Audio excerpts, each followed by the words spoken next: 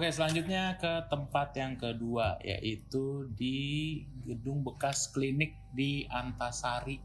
Jadi tempat ini dulunya rumornya adalah sebuah klinik atau rumah sakit kecil yang konon katanya menyediakan fasilitas untuk pengguguran bayi atau aborsi dan pernah ada kejadian malpraktek. Jadi banyak korban jiwa yang pada saat itu anak kecil atau anak yang belum lahir.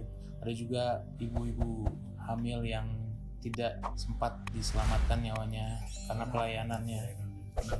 penanganannya lambat. Jadi pada saat itu kita berempat, gua, Leo, Satria, dan satu lagi Ukas namanya, itu teman kita. Itu tempat ada 2 lantai ya, jadi tapi satu lantainya lagi ke basement. Pengalamannya sebenarnya auranya itu di sana yang kalau dari gue sendiri sih yang gue rasain itu agak berat karena banyak aura kayak kesedihan gitu lah istilahnya. Jadi banyak yang janggal tentang tempat itu gitu. Yang itu di belakang tuh ada pohon gede, sebelahnya itu kayak ada kolam renang ya. Ada persisnya kali juga. Ada kali juga masih ngalir. Ikan di sini kolam ikan ya. Jadi kondisinya udah nggak kelihatan sama sekali, udah ketutupan sama akar-akar pohonnya gitu. Tapi beruntung kita ketemu sama penanggung jawabnya yang baik banget sama kita. Kita diizinin buat ekspor di sana. Nah, dipandu ya. Jadinya kita masuk ada 6 orang pada saat itu. Jadi 2 orang penanggung jawab dan kita berempat. Untuk interaksi yang pertama kita dapat di sana tuh IMF. Bisa dilihat cuplikannya sekarang. Halo. Kalau kamu benar di sini, bisa sentuh alat ini.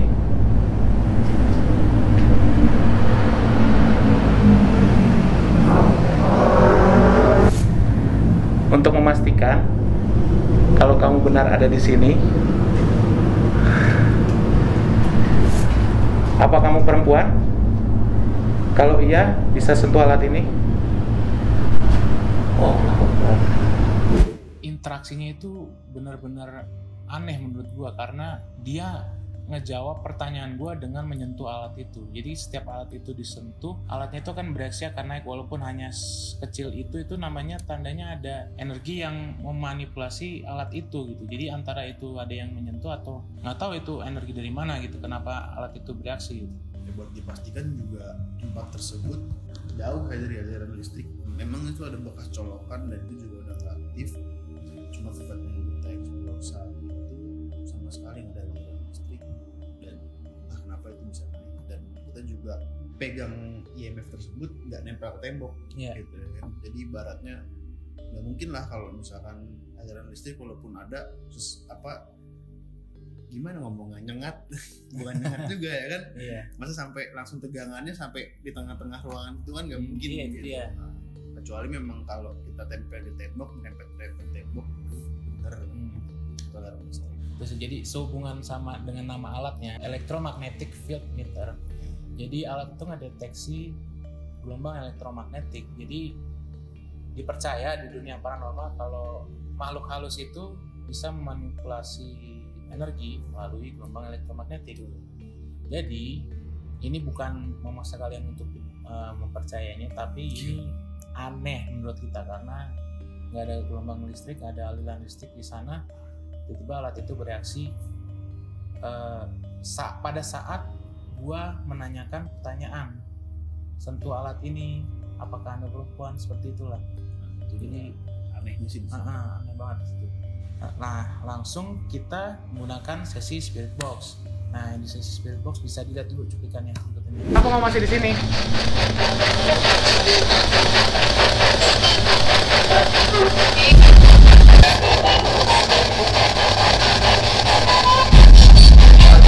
Ya kan?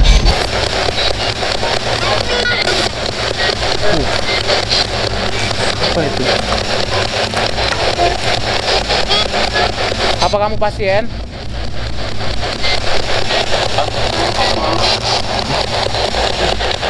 Ini beberapa kali kayak gini.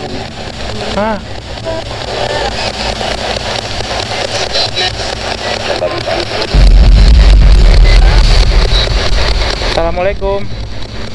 Kamu dengar aku? Dengar. Nah, ini di sesi spirit box ini sebenarnya banyak banget bukti yang kita dapat ya. Cuman yang dimana yang membuktikan kalau ini adalah suara yang membuat kita ini ada suara makhluk halus itu bedanya ketahuan sama yang di sebelumnya, di gedung yang sebelumnya.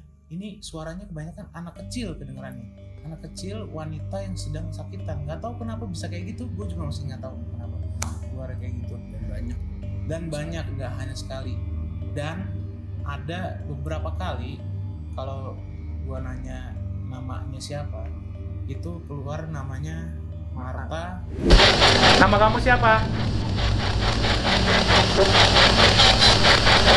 Boleh tahu namamu?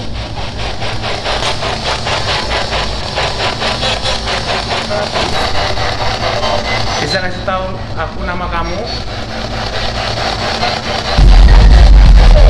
Nama ini keluar di tempat ini, gue nggak tahu kenapa. Mungkin menurut gue ada korban di sana yang namanya itu, atau dia dulu kerja di sana, atau bahkan kedulu lagi pada zaman Belanda ada yang tinggal di situ. Gue nggak tahu sejarahnya gimana. Cuman nama ini terus keluar di Spirit Box. Kalau misalnya kita bisa cek tracking data-data tentang tempat itu, siapa yang ninggalin, mungkin bisa tahu siapa nama ini gitu. Lalu pada saat menuju dekat kolam renang itu ada suara minta tolong. Itu benar-benar jelas banget. Itu yang bikin kita satu orang teman kita sama yang komandonya tuh dia langsung lari duluan, cabut duluan. Jadi kita ditinggal bertiga di dalam. Dan setelah sesi Spirit Box-nya selesai, bisa dijelasin kita bertiga dengar suara apa? Itu gue juga ini pertama yang ngomong gue dulu gitu ya kan. Pas kita mau cabut itu di ruangan sebelah kiri dekat pintu utama kita mau keluar itu, pas kita mau ke base camp ya, kita mau ke save point-nya, checkpoint itu gue dengar suara hai, dan lu pada denger nggak? Dan dari pertama kita datang, bukan dari pertama kita datang, malah dari tempat ekspor pertama sampai saat itu, di situ gue merasa merinding. Karena itu bener-bener gimana ya, dia ngomongnya itu kayak nusuk gitu loh, kayak masuk banget ke otak suaranya. Dan ini yang aneh, masih yang bertiga ya, kita masih bertiga ini. Masih bertiga. Dan Leo dengar, gua dengar, Satria dengar. Dan itu 2 kali pada saat masih di sebelah kiri bangunan, pas di tempat yang sama sama pas mau keluar ke base campnya. Ya.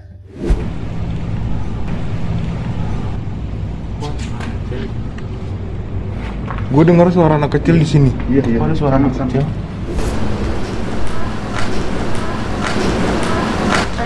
Apa itu? Enggak, motor. Enggak ada yang ngomong. Halo. Suara cewek, sumpah nggak bohong gua. Itu gua nggak tahu itu suara apa.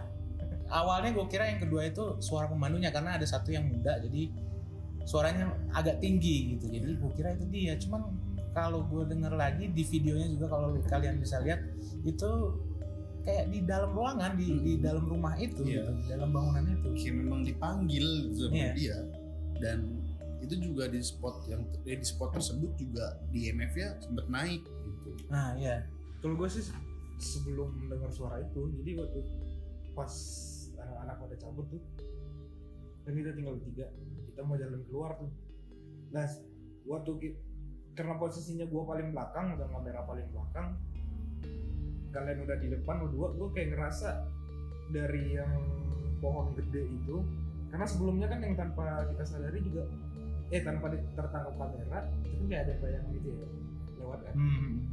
Nah kan, waktu pada cabut, karena gue paling belakang, gue kayak ada yang mantau gitu Dari belakang. Iya, makanya gue jalannya tuh jadinya mundur, karena gue takut kenapa juga kan, dari belakang tadi apain gitu kan, gue sambil nyorot sambil jalan mundur.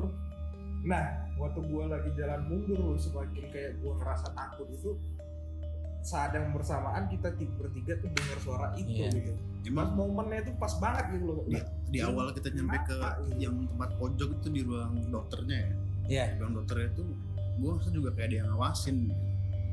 Dan pas banyak suara anak kecil tuh kayak gimana ya, kayak time lapse gitu. Ngerti kan maksudnya? Iya. Kayak kita tuh diceritain keseharian mereka dulu loh gitu dia. ya kan. Kayak ada yang kesakitan di situ, kayak ada yang menderita di situ. Jadi mereka pengen kayak next tahu dulu kita ini gini itu sampai kita akhirnya nggak ada. Sekarang kan kita bisa bedain auranya di tempat ini ada ini, tempat Kayak di ini. dunia lain lah. Itu sesi pertama selesai, kita masuk ke sesi 2. Sesi 2-nya di bagian basementnya, di lantai dasarnya, lantai bawah. Katanya sih tempat praktik aborsi. Itu rumornya. Buang-buang bekas-bekas aborsinya. Betul. Yang nggak jadi Orok ya? zigot ya orok yang jadi Penanaman maksudnya tanam penguburan kuburan dibuangnya di situ semua. katanya ya gitu, tapi nggak tahu juga sih ya. Menurut kesaksian dari penanggung jawabnya, di situ ada sebuah makam ya, Le. Mungkin karena waktu itu ini cuplikan videonya. Kubur ini kan. Ini kah? Iya kan.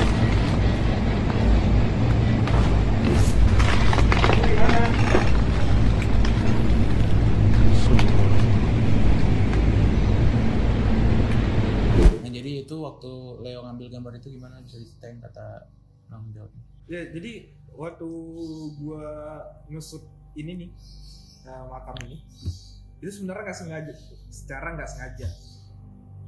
Jadi gua awalnya tuh yang kita lagi di pohon beringin tuh, gua kan ngingetin nih ke tim nih, hati-hati, ntar kita nginjek makam gitu kan. Nah terus gua karena penasaran kan, gua takut juga nginjek makam gak sopan kayak gitu kan, gua iseng jalan ke belakang ke pojok tuh, gue lihat apa gini kan, gak sengaja nih gue nemuin di makam nih. Pas gue tanya tuh ke orang penjaga di situ, ini makamnya ya? Iya katanya, ini makamnya lu. Tapi kayak gue lihat itu sebenarnya bukan kayak makam, justru kayak fondasi gitu. Tapi katanya sih itu ditanam di situ barengan semua tuh zigot-zigot. Mungkin karena zigot masih ya berbentuk daging kali ya, makanya disatuin itu gitu. Jadi nggak pasti lah ya, itu maksudnya nggak ada yang tahu, itu hanya sekedar rumor berarti ya. Iya, Dia nggak tahu walau itu lah. memang makam atau tempat pembuangannya. Ya ibaratnya kan kalau kayak gitu nggak bisa dimakan makam juga. Ya karena tempatnya tuh benar-benar nisannya tuh benar-benar kecil ya, kelihatannya kayak satu petak juga kecil, kayak kotak bayi. bukan nisan ya, Iya. kayak cuma tanah kegumpel Iya. gitu doang. Jadi bentuknya emang kayak makam dan ada nisannya. Dan itu juga kayak jadi kayak rawa ya, nggak keurus. Taman belakang itu pohonnya juga rimbun kayak gitu ya. Di situ juga interaksi di spirit boxnya juga lumayan Banyak banget, dan kenceng, itu banyak. benar-benar nggak tahu kenapa yang ngebedain sama tempat lain, kalau di situ ya anak kecil, banyak kan anak Iya. kecil, nggak tahu kenapa banyak suara anak kecil sama suara perempuan. Oh iya, sama satu lagi. Waktu gua bilang, awas hati-hati kita nginjek makam tuh di spirit box. Oh iya, Spirit box itu ada suara keluar pas kita review. Pada saat itu kita nggak dengar nih, kita dengar tahunya itu pas review. Itu kata dia, lu nginjek makam ya, Iya. soalnya ya. ini Waktu videonya nih.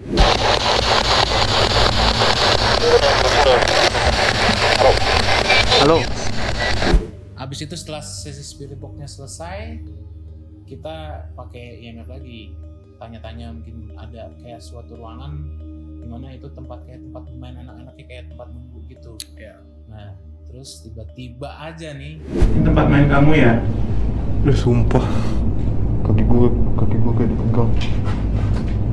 Yang bener lu. Iya. Digantung kan. Hah? Digantung kaki. Digantung ke sini? Bocah. Oh. Halo, Dek. itu kan posisinya Bu Kevin lagi di dalam tuh ya, Iya. lagi interaksi IMF Iya. kan. Gue lagi di luar tuh, di luar ruangannya tuh ngesut gitu kan. Gue sama penjaganya, salah satu penjaga ini yang kecil, yang masih muda. Jadi gue kayak dengar tuh berdua tuh kayak ada yang gerak apa gitu, tapi gue diemin aja gitu. Gue emang selalu positif lah, takut nggak takut ya udahlah, nenangin diri aja lah gitu kan. Tuh tiba-tiba waktu lagi hening tuh kita ya, lagi nunggu interaksi dari IMF. tiba-tiba kaki gue dicolek tuh, gue lihat ke kanan ke kiri, tim kita satu lagi si Bang Lukas tuh, loh, itu bukan di posisi yang sebelah gue juga gitu. Gue lihat ke bawah gue nggak ada orang gitu sih, jauh di sana di pojok, di belakang gue juga nggak ada orang gitu. Waduh, itu asli, sumpah itu berasa banget bener kayak dipegang gitu kan. Ya, terus kata penjaganya katanya itu kayak dipeluk gitu, istilahnya kayak di Iya. anak kecil lah istilahnya gitu. Ya Jadi kayak, diajakin main gitu istilahnya lah. gitu. Ya walau alam nggak ada yang tahu juga itu yang ngerasain Leo mungkin benar mungkin dia nggak Bener, tahu. mungkin dia ngarang, Mungkin dia halu ya kan nggak mungkin tahu dia juga juga. halu. Nggak kayak orang kayak gitu ya kan. Ya itu pengalaman pribadi nggak ada yang bisa ngeliat juga nggak ada anak kecil yang meluk juga nggak kelihatan. Oke lanjut Dan lagi. Itu juga pas balik nih. Ini masih yang pertama bang, masih yang suara hai juga. Hmm.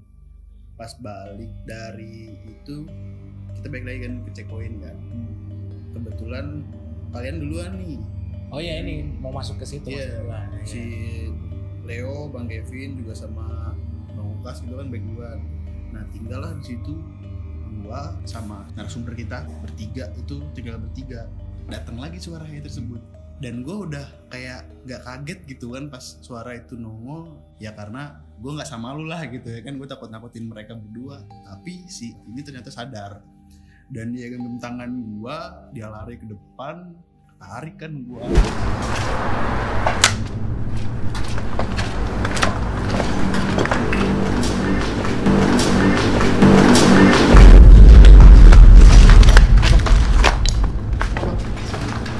Hai.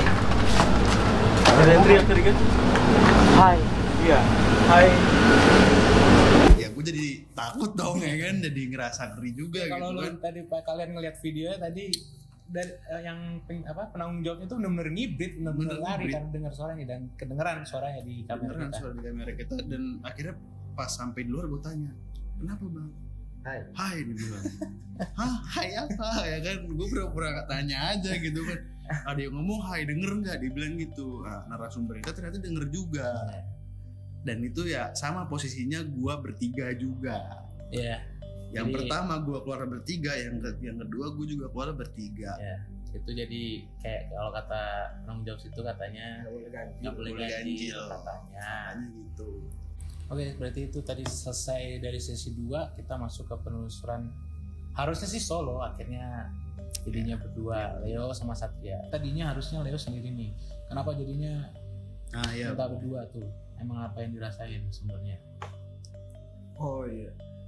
Mungkin gue ngerasa karena video sebelumnya itu gue sendiri ya, karena sekarang ini waktu posisi malam itu di tempat itu, gue kayak ngerasa tuh yang di pohon itu kayak yang bener-bener kayak apa ya, takut aja gue ngeliat aura yang di situ tuh kayak udah kalau orang-orang biasa di paranormal kayak gitu katanya udah ngintai kali ya. Tapi emang Iya. creepy banget sih tuh pohon di belakang. Iya. Ngejuntai ya gue juga akarnya. ngerasainnya emang kayak ada yang ngawasin terus gitu, kayak ada yang Nah, ngawasin iya. terus. Makanya itu juga pas si Leo mau masuk sendiri, gue ngeyakinin lagi kan, Iya. beneran nggak lu mau sendiri? Kalau nggak ya gue temenin, nggak apa-apa deh. Ya, jadi kalau dilihat dari spirit box-nya ada beberapa suara ada yang keluar, cuman kurang meyakinkan. Jadi Ya. kayak bisa jadi suara radio. Ya kurang meyakinkan, kurang jelas juga, dan hampir sama sih kayak yang Iya. sebelum-sebelumnya, karena gue di tempat itu juga tuh berdua sama dia.